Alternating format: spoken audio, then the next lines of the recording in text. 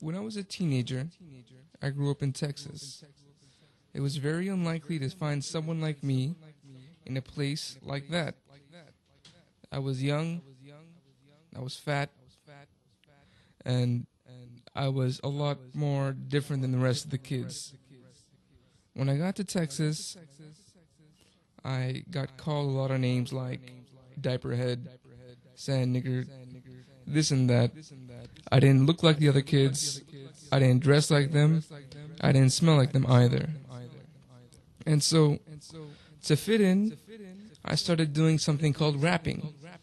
That's when you take almost like a poetry scheme, rhyming, with a beat in the background, and if you get advanced, you start to make sounds.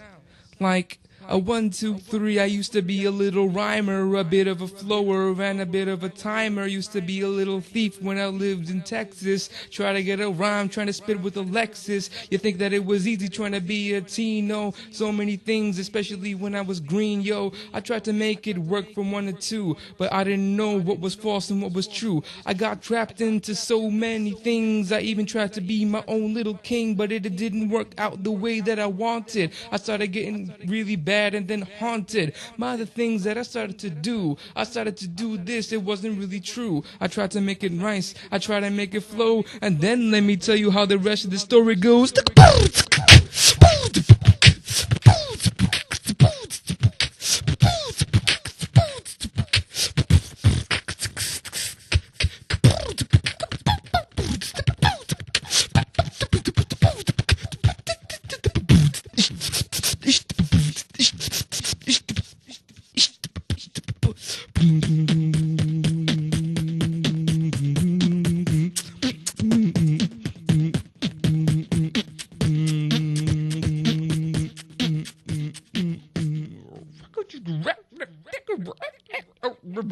Rap music was my salvation from the world that I was living in.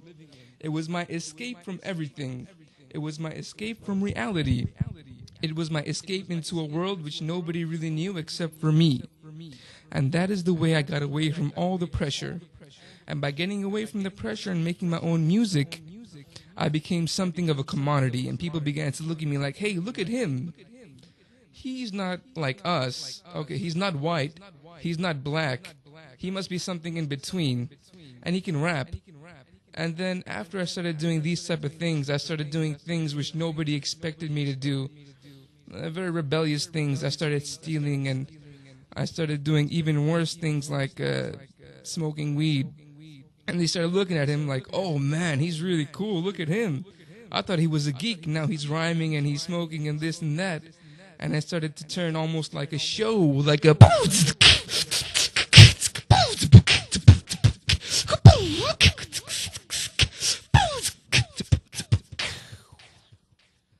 But that wasn't enough. I needed to act. I needed to add some more to my show. So what did I do? I started dancing. I started popping and locking. I started doing waves, and I started popping like a robot, and started doing all weird things.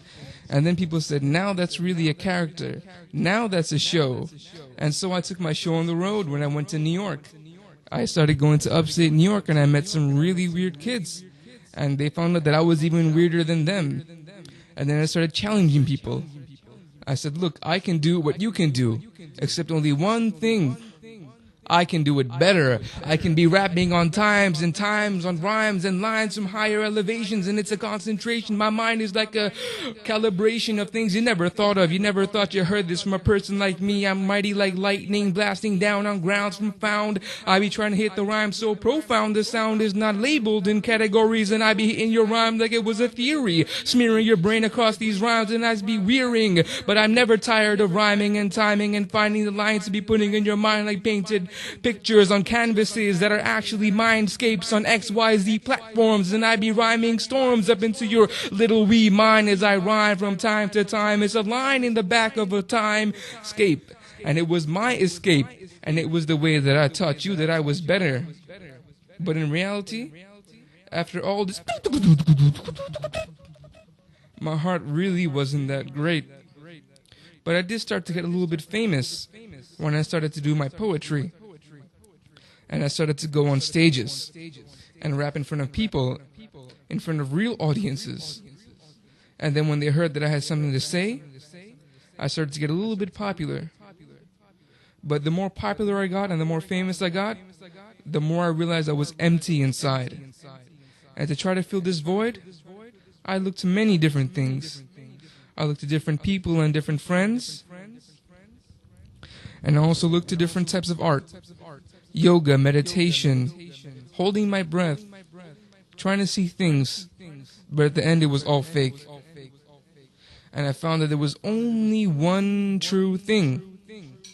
After all this went away, it was Allah. After everything I saw was fake, after all this rhyming and all these drugs and all these friends, they all melted away because it wasn't true. In the end, only one thing remained: Allah, the oneness, the truth. When everybody's face had melted and gone, only one thing stood: Islam. And then I started to question things. Why do I have to be like my parents? Why do I have to act like them? Why do I have to fall into their diseases? That's not what pleases me and everything that I was seeing. This world keeps turning and turning, and everyone's heart keeps burning and burning and yearning for things that are past this eclipse and atmosphere. And what I started to see around me tried to make me fear. I didn't understand how to put one and one together. It must have added 3 but not 2 to me, because the truth be that reality is but deception, and everything is democratic like a weird election, but elections, even them themselves, are triggered. And I started to melt myself like a wigger. Now what is next after this weird conception? I searched. I searched from here to there. I searched everywhere. Everywhere imaginable. Up, down, side to side, around. But in the end, I only knew one thing. There was one being, one creator. And when I prayed to everything, everything went down. But when I prayed to the creator, he heard my sound. He answered my prayers, over here, over there. The Creator is everywhere. That is what I realized. That is the truth. And that's what I submitted to. I started going to college. I started meeting different cats. I started acting all cool and very sophisticated. I started acting like I was someone else. But it didn't matter at all. Only thing that mattered was finding the oneness. And through that I found my answers. I started going here, I started going there, trying to find out how to pray. And I started meeting different people. I tried to gain Islam through them. I asked questions, I looked at their character, I started joining in with them. They were the Muslim brothers on campus. And I had fun with them during Ramadan, during this brotherhood. It was so great. Every night sitting together in iftar, having food, praying, so spiritual with hadith and this and that. But after Ramadan, everything went away. They were fake. I had to find something else. They really weren't pleasing me anymore. They had different groups of brothers with different ideologies. But in the end it was all just arrogant. And then one day, I was walking through the hall. But now I wasn't a rapper anymore. I had a beard and I had a turban. And I looked and I saw Brother Ahmed sitting down. And I said, I tried everything else, it doesn't work. Maybe he has something that can help me. And I walked in the room. I asked if I could sit down. So I sat after they said okay. And then, from that moment, my life started. That's when I started really seeing what everything is. And even though at first I didn't know what he was saying, I sat down and I kept on listening. And it slowly started opening in my heart. And after each session, after each listening, slowly I came more closer to the truth. And that's how my story began. Allahu Akbar, Allahu Akbar. Allahu Akbar, Allahu